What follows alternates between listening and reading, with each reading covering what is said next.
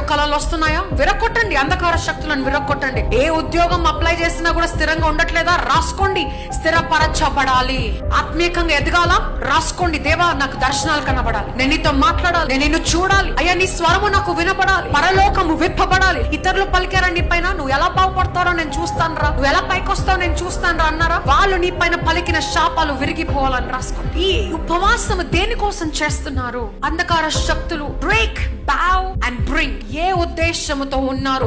7 రోజుల తర్వాత మీ జీవితం ఎలా మార్చబడాలి? బట్టలు ఏమైనా ఉన్నాయా? ఈ 7 రోజుల్లో నీ బట్టలు ఎవరైనా రోడ్డు పైన బీదగా కనిపిస్తే వారికి ఇచ్చేసి, నీ అక్క చెల్లెళ్ళకో బంధుమిత్రులకో కాదు. దేవుడు అంటున్నాడు, those who are in need. కొనుక్కునే వాళ్ళకి నువ్వు ఇవ్వాల్సిన పని లేదు, కొనుక్కోలేని వారికి నీ బట్టలు ఇవ్వాలి. Fasting with compassion. ఉద్యోగం చేస్తున్నారా మీరు? ఉద్యోగం సమయంలో మీరు ఉపవాసం ఎలా ఉండాలి? ఉద్యోగం అంతా చేస్తూ మీకు లంచ్ టైం ఉంటది. ఆ లంచ్ టైం లో అందరు లంచ్ కి వెళ్తే మీరు మీ కార్ లోకి వెళ్ళిపోయి, మీ బైక్ లోకి వెళ్ళిపోయి, మీ క్యాబిన్ లోకి వెళ్ళిపోయి ఆ లంచ్ టైం అంతా ప్రార్థనలో, ఉపవాసంలో, ప్రార్థనలో, ఆరాధనలో, వాక్యం వినుటలో గడపాలి.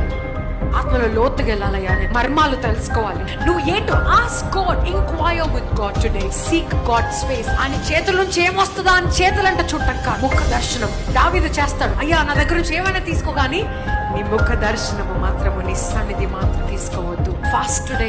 ఈ 7 రోజులు కూడా ఇప్పుడున్న నీ ప్రార్థన అనుభూతి గాని, ఇప్పుడున్న నీ ప్రార్థన సమయం గాని 7 రోజుల తర్వాత మార్చబడకపోతే నువ్వు ఉపవాసం